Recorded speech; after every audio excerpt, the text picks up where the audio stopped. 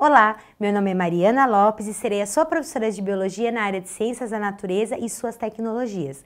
Na aula de hoje nós vamos entender aí um pouquinho sobre o mundo do RNA, os seus tipos, as suas hipóteses e também como é que funciona essa questão da evolução do metabolismo. Então vamos lá?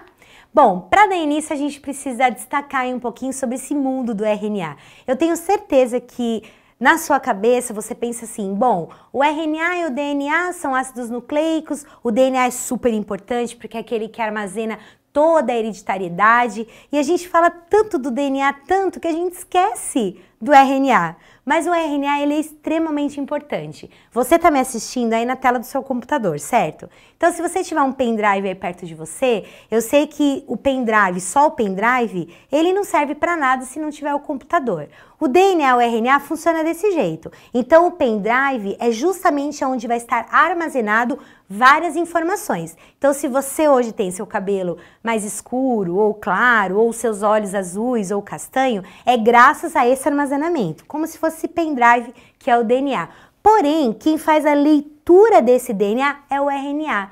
Por isso que o RNA é extremamente importante. Se a gente for comparar o computador e o pendrive, o RNA seria esse computador que você está me assistindo. Por isso que ele é tão importante. Então, o DNA e o RNA, eles formam um time. Eu gosto de afirmar isso porque quando a gente fala desse tema, né, e do mundo do RNA, vem isso na nossa mente, né? Ah, o RNA é só um coadjuvante. Não. Na verdade, o DNA, ele precisa muito do RNA e você vai entender por quê.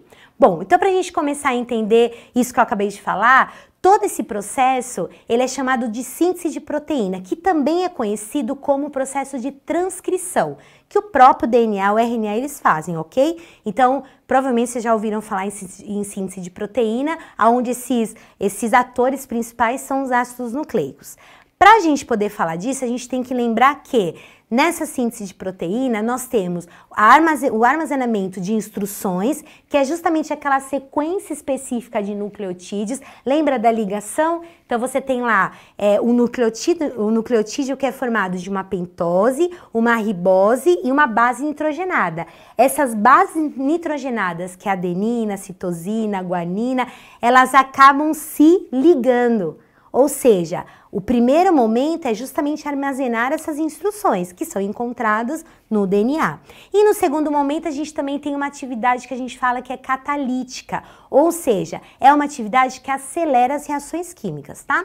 Pensando em tudo isso, alguns cientistas até dão algumas sugestões aí, que os primeiros RNAs, eles tenham surgido lá na época, inicialmente lá na época da Terra primitiva. Inclusive, eles acreditam que os próprios RNAs da época, eles tenham catalisado o seu próprio metabolismo para a produção de proteína. Então, vejam que interessante. Eles acreditam que na época da Terra primitiva, o RNA ele foi produzido através de passos. Então, o passo número 1 foi o surgimento do RNA. Lembra das nossas outras aulas, né? A partir daquela sopa primordial, oceano primitivo, surgiu essa primeira composição de RNA. O segundo passo acredita que esse RNA ele se duplicou por meio de ribosimas. E aí começou então a formar algumas coisas diferentes. O terceiro passo foi justamente quando ele começou a iniciar o processo de síntese de proteína. O quarto passo, ele acabou então se transformando, né? Ou seja, essa membrana plasmática acabou originando um processo interno onde tenha surgido o DNA e a partir do DNA, a passagem do RNA dele tem então lido informações para formar os primeiros seres vivos, tá? Então eles acreditam que o RNA ele foi extremamente importante nessa terra primitiva que a gente está comentando, ok? Bom, então para a gente poder entender esse processo de transcrição, vocês têm que imaginar junto comigo uma célula, ok? Então a nossa célula, ela tem no meio o núcleo e fora ela tem o citoplasma. Lembrando que no citoplasma você tem uma série de organelas onde cada uma exerce uma função, ok? Então quando a gente olha dentro do núcleo, que é justamente essa parte que está mostrando aí esse RNA, que a gente fala que é o RNA mensageiro, ele vai o quê? Passar pelo DNA e vai carregar do DNA essas informações que a gente comentou no início da nossa videoaula. Então, cor do seu cabelo, cor da sua pele, cor dos olhos, ou seja, todas essas características é o RNA mensageiro que faz a leitura. Isso tudo dentro do núcleo. Quando esse RNA mensageiro ele vai para fora, ou seja, ele vai para o citoplasma, ele vai encontrar lá um outro RNA, que é chamado de RNA ribossômico, que é o ribossomo, né? Esse RNA, eles vão se ligar juntamente com o RNA transportador e nessa ligação eles vão originar uma nova proteína que é conhecido como síntese de proteína. É essa proteína que dá as características que nós temos hoje. Todo esse processo que eu comentei com vocês é justamente chamado de processo de transcrição ou síntese de proteína, ok? Eu vou soltar um vídeo agora para vocês que ele é muito bacana e ele vai trazer justamente o processo não só da transcrição, mas também da tradução desse DNA, ok? Lembrando que o processo, todo esse processo, ele ocorre em todos os seres vivos e ele é extremamente importante para que você origine aí uma diversidade, né, que a gente fala, uma diversidade genética cada vez maior. Vamos lá? In order for our bodies to function, we need to supply them with a variety of nutrients we get from our diet. Our bodies cannot use the food as it is when it enters our digestive system. The process of chemical digestion uses different proteins and enzymes to break down the food particles into usable nutrients our cells can absorb. And where are the instructions to manufacture these and all the different types of proteins we need to stay alive? The instructions to make proteins are contained in our DNA. DNA contains genes. A gene is a continuous string of nucleotides containing a region that codes for an RNA molecule. This region begins with a promoter and ends in a terminator. Genes also contain regulatory sequences that can be found near the promoter or at a more distant location.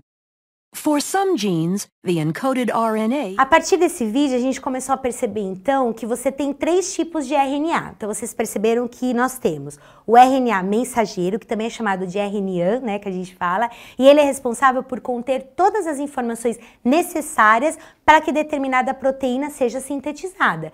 Ou seja, ele carrega essas informações que o DNA tá lá bonitinho junto com ele. O segundo que a gente tem é o RNA-T, que também é chamado de RNA transportador.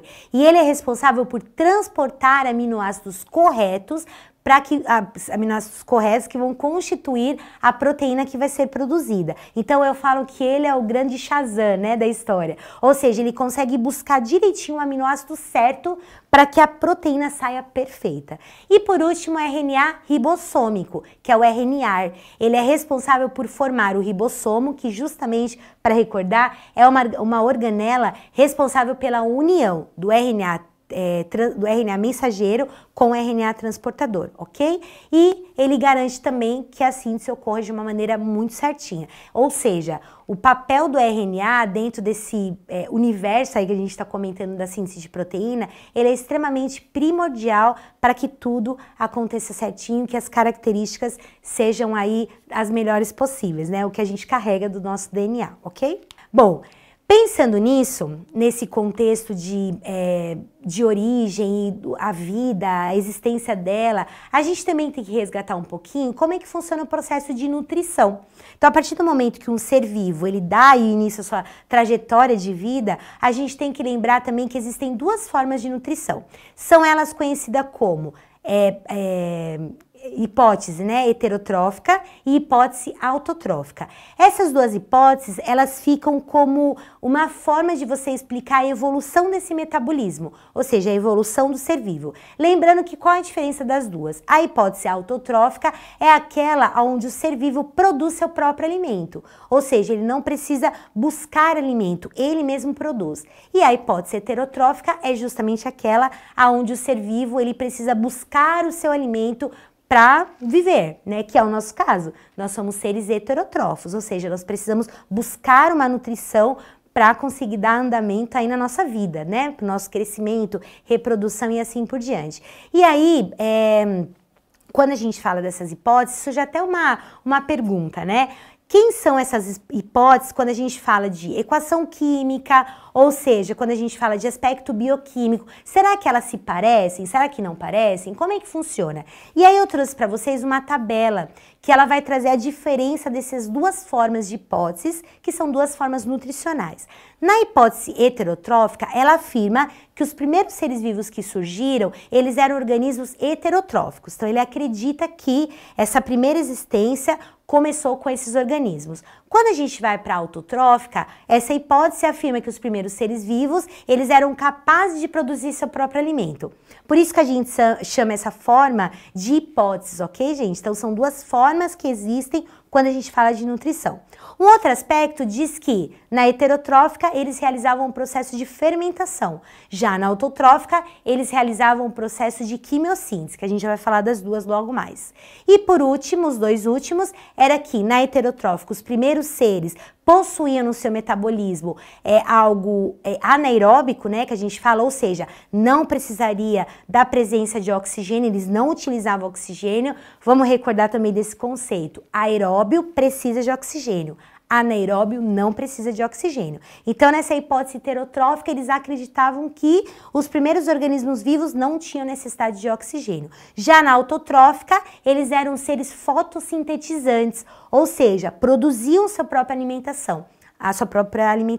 Assim como as plantas. As plantas são seres autotróficos, elas produzem o seu próprio alimento, ok? Bom, e para a gente poder fechar esse tema, eu comentei no slide anterior na nossa tabela sobre a quimiossíntese e a fermentação, lembram?